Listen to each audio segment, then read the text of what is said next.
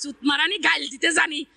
2013 সাল শাহবাগ, আস্তিক, নাস্তিক, হেফাজত, রানা প্লাজা ও রেশমার মতো আলোচিত সব ইস্যু চাপা পড়ে গেল সংসদে শাম্মী আক্তারের এক গালিতে। রাইত হইলেই অমুক সদনে খুব আনাগোনা, বেশ কানাকানি।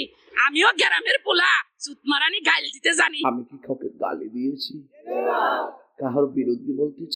না, উনি গালি কাউকে দেননি। মূলত ওটা ছিল সদ্য প্রয়াত হেলাল হাফিজের একটি কবিতা। ভোলাইয়া ভালাইয়া আর কথা দিয়া কতদিন ঠগাইবেন মানুষ, বাপসে নহনু তাদের অয় নাই হুশ।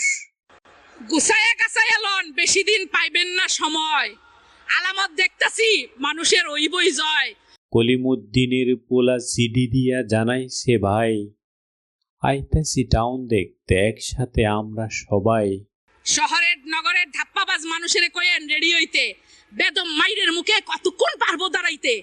টিকেট ঘরের ছাদে বিকেলে দাঁড়াইয়া যখন যা খুশি যারা কন, কোনোদিন খুশ লইছেন গ্রামের লোকের সুজা মন।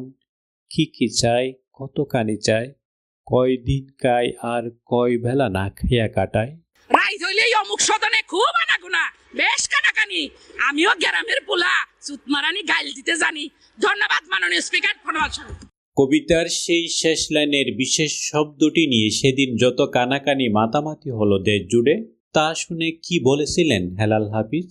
আমি প্রথমে শুনে হাসতে হাসতেই শেষ। আজ সারাদিন এটে নিয়েই যত তিক্ত যাতনা।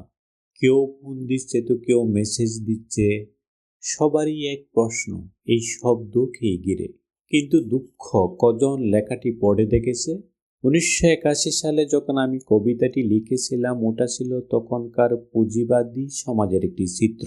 অথচ সেই লেখার আজ কি অপব্যবহারই না হলো এই 2013 সালে এসে। কবিতাটি ঠিক না বুঝলে ভোলাই যাবে না শব্দটা ওই স্থানে কতটা অ্যাপ্রোপ্রিয়েট। তবে হ্যাঁ, মাননীয় সংসদ, ওইখানেই সেটা অ্যাপ্রোপ্রিয়েট। সংসদের আসন দখল করে জনগণের পাছায় লাথি দিয়ে এসির বাতাস খাওয়া আপনার জুডাটুটে মুঠেও অ্যাপ্রোপ্রিয়েট নয়।